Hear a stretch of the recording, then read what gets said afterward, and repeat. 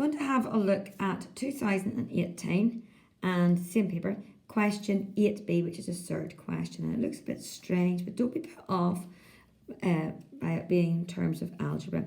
It says in there, show that a minus 1 over a plus root a can be written in that form. It's basically asking you to rationalise the denominator. The same in everything with algebra. More than one term, I'm bracketing it. Now, you want to rationalise the denominator, so you multiply top and bottom by the bottom line.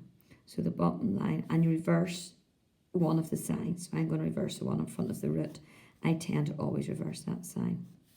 Now, for this one, I'm going to show you what you probably will do in the exam. You probably would go through and a squared times at the top bracket minus a root a minus a plus root a. And you would times out the bottom. A squared minus a root a plus a root a minus, remember root a times root a is an ordinary a. So you'd be in the exam and you'd be left with an expression just like this. So root a minus a plus root a on the top, and on the bottom a squared minus a. And you're looking at what the question wants you to have the answer looking like. It doesn't look like it at the minute.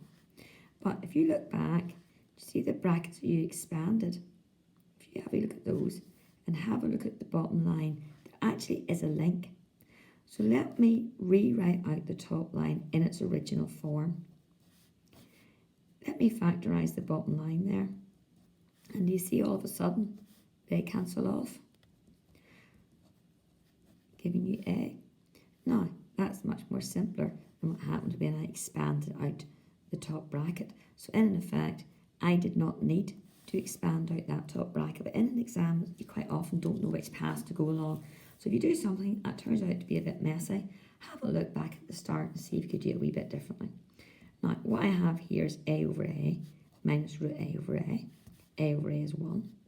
Remember what the powers are there. Square root is power of a half. A is the power of 1. Do you remember if you're dividing numbers, you subtract the powers?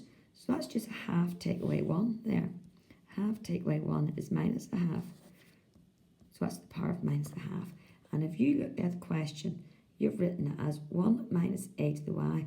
But notice what they're saying. State the value of y. See why y is the power of the a? So you must write at the end y equals minus a half.